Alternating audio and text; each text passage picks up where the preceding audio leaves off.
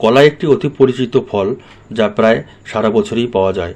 অন্যান্য ফলের তুলনায় কলা সহজলভ্য, এটি সুস্বাদু ও পুষ্টিগুণ সম্পন্ন।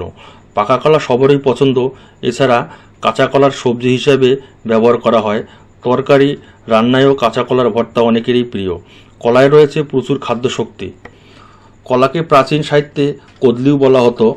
কলা গাছ, কলা পাতা, কলা গাছের শিকড় ও কলা সবই উপকারী।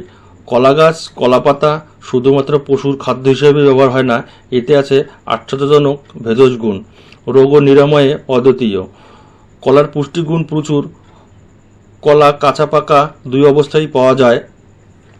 নারিকেল ছাড়া আর কোনো খাদ্যেই কলার মতো খাদ্য শক্তি নেই।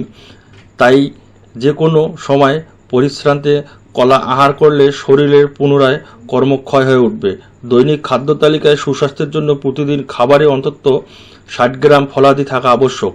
এক্ষেত্রে খাবারে আপনার পছন্দের যে কোনো কলা থাকাই ভালো।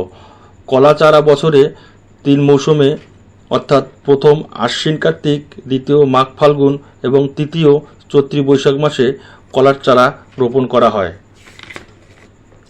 সংসারের অভাব অনটন থেকে রেহাই পেতে সাগর কলা চাষ করে স্বাবলম্বী হয়েছেন 4 নং ভাঙড় ইউনিয়নে হাজারো কৃষকেরা। যেদিক চোখ যায় শুধু কলার বাগান আর বাগান। সরজমিনে গিয়ে কথা হয় ভাঙড় ইউনিয়নের আঙ্গুর মিয়ার সাথে। তিনি জানান, 1 বিঘা 33 শতক জমিতে 400 চারা রোপণ করে প্রতি চারায় তার খরচ হয় 50 টাকা করে। সেই হিসাবে 400 চারার ফল আসা পর্যন্ত তার খরচ হয় 20,000 টাকা।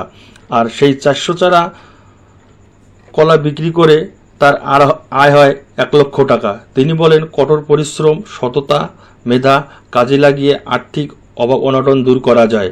তাদের এক সাগর কলা দেশের বিভিন্ন প্রান্তে ট্রাকে করে পাঠানো হয় বলেও তিনি জানান।